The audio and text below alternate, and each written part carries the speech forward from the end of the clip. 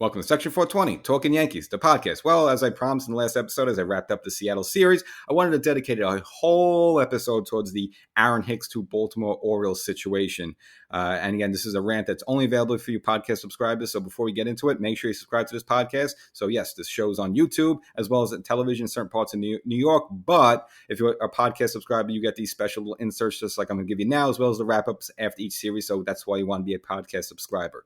So as I mentioned, I have a whole theory behind the whole thing, so I didn't want to blend it in with the the end of the Seattle wrap up. I kind of want to dedicate a whole episode to it, and basically, it's gamesmanship. The excuse that they saw something in him is absolutely ridiculous. So this is all about Cedric Mullins getting hurt for them, had a groin pull, so he's going to be out for undisclosed period of time, and of course, they're going to need an outfielder, so they decided to go with Aaron Hicks. Yes, he has experience, but let's just call it what it is. They basically want to get whatever intel they can get on the Yankees.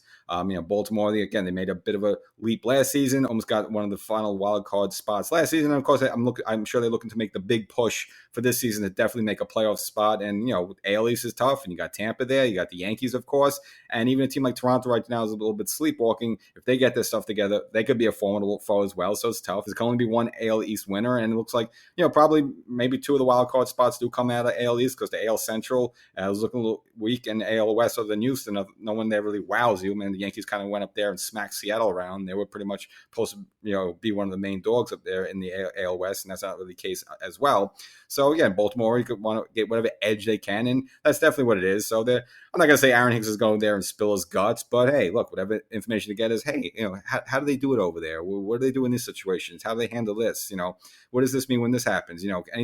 Any edge they could get, of course, next time they face the Yankees, they're going to want to get. So that's all it is. All this nonsense that, again, they saw something in him that, he was close, he was getting there. It's just, the Yankees gave up on him too early, but now we swooped him up and he's just about to break through. That's just nonsense. I mean, we'll look at his last 4 games, went 1 for 3, 0 for 1, 3 for 4. Now, that was the Toronto game. Again, he had a big RBI double in that game. Okay, that was substantial. And then his final game against Cincinnati, 0 for 2 with 2 strikeouts and ending it all with a 188 batting average. So don't give me anything that he was close, he was getting there. I mean, we all watched these games. We all saw them all season. Now, coming into the season, again, the Yankees kind of had no choice, even though last year was a bit of a failure. Wasn't able to use them in the playoffs. Not that we're going to use them anyway.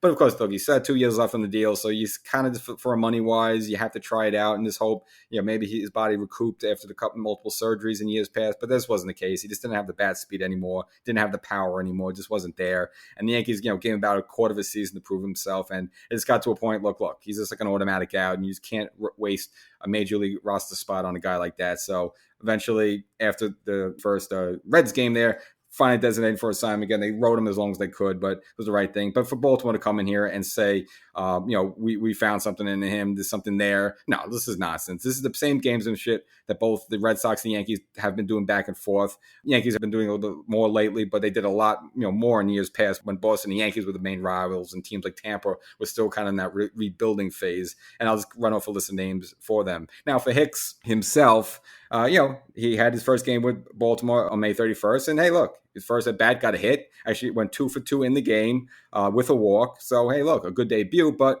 Hicks being Hicks, he had to take himself out of the game in the 6th inning for muscle tightness. So this season wasn't really hurt that much for the Yankees. So I can't say that's just typical Hicks. That's probably more him being, shut down for a while, now getting back into baseball activity. So you can see that happen. But there's nothing there with this guy. So you can't sell it that, you just, you see something there and that's the reason you got him. You just got him there because you're a Yankee and you're trying to get whatever information you can. And look, I understand, yes, Hicks is an outfielder and Mullins was an outfielder, so you need to replace him. I mean, you could find 1,000 other options that can be better than Hicks. You could go in-house, AAA, AA, single A.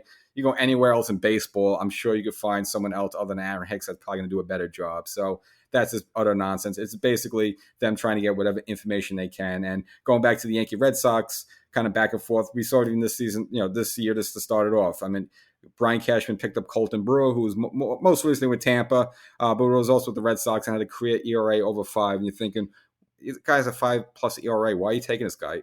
Simple, because he's with Tampa most recently, and of course before that with the Boston Red Sox for a number of years. So whatever information you could get. And then, of course, with Franchi Cordero, who technically was cut from Baltimore, but he spent a number of years in the Red Sox organization. And we've seen other players years past, Eduardo Nunez. Come on, I don't say a total plus for the Yankees, but defensively it was horrible. Okay, he had a bit of a bad day, maybe a line drive doubles type hitter, maybe if he's going well. That's not really someone you're going to go out of your way to get. The only reason he's there is because, again, he came up through the Yankee system. He was a Yankee for a number of years. Hey, what can you give us? What do you know? Kevin Cash, Stephen Brew, Alan Embry, Nick Green, the Yankee second baseman there.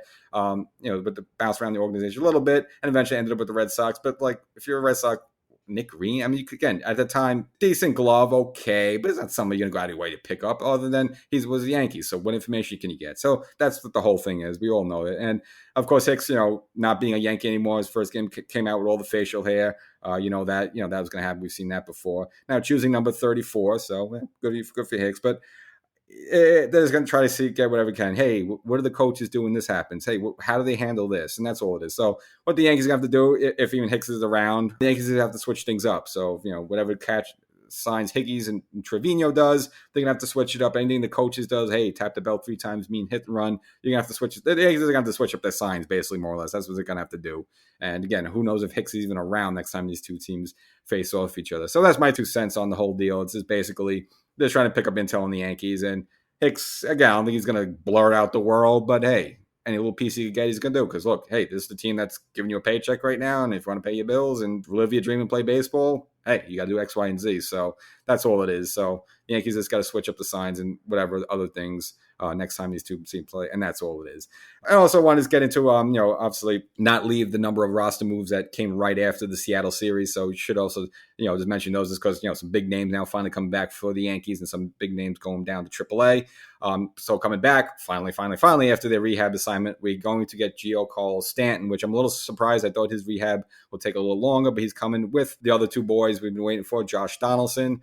So that's actually good news for DJ LeMahieu, kind of, again, give him a breather there at third base. And then, of course, Tommy Kahnle, give the Yankee bullpen a punch on, which, of course, could use it. And again, Yankees kind of pieced it together a little bit so far this season, and it's been all right. It's been okay, but I think Kahnle definitely could be a help. But as I mentioned in the latest YouTube episode, which went up May 31st as well, if you want to check it out, I think the Yankees at trade deadline can go for a closer because, again, Holmes does not seem to be the de facto closer anymore. And kind of as Mike Francis used to say about the Jets quarterback situation, if you have 2 quarterbacks, you have no quarterback. And the Yankees seem to have multiple closers, so it means they have no closer. So Kahnle's great, but he's kind of an back-end type person. Seems like Holmes a little bit, they'll okay him closing a game once in a while, but he does not have that job 100% of the time. So it's probably a situation where the Yankees are maybe going to look at someone towards the trade deadline, so don't be surprised there.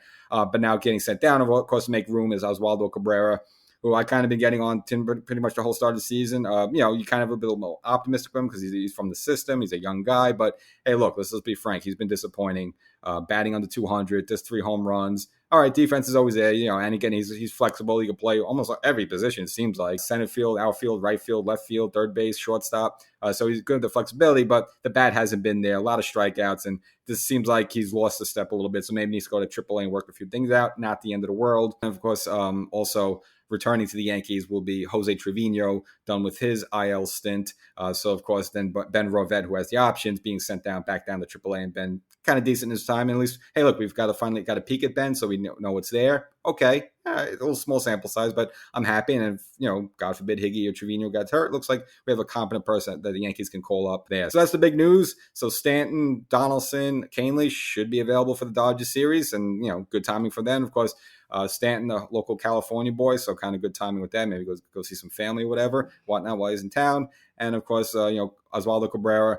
We'll see. I'm sure he'll be back sometime this season. Some will get hurt. Some will happen. And of course, then September, definitely you'll see him then. But, I'm sure he'll be back up here soon. Again, he just gets the batting average up a little bit more. He's just, you got to be hitting more than 200. I mean, that's the reason they got rid of Hicks. And I don't think they would ever get rid of Cabrera. But I'm just saying, if you're not doing any better than Hicks, then you kind of deserve a similar fate. This time, though, you being sent down to AAA since you're not really making any money. It doesn't really hurt the team. So that's it. So Hicks to Baltimore. We'll see for how long, but that's just really an intel grab. And the big guns are back. Stanton, Donaldson, and of course with Kahnle going to the bullpen. Only bum is that, again, we have to wait a little bit with Harrison Bader. He's out on the 10-day IL. We'd like to see this whole team back with Stanton and Bader there, the whole kind of foursome, but we'll have to wait another week or so for that. But then once Bader gets back, we can finally see what the Yankees going to do with this outfield.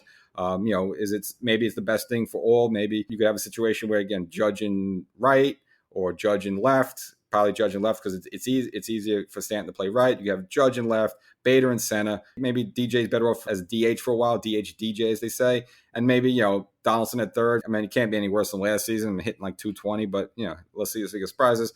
Volpe's coming on a little bit. Gleyber's already having a good year. Rizzo's again working his way back. Again, had that little neck injury, but nothing too serious. And hey, this is the Yankee lineup we've been waiting for. And Judge hitting as he's been hitting. Maybe this offense is ready to take off and have an exciting summer.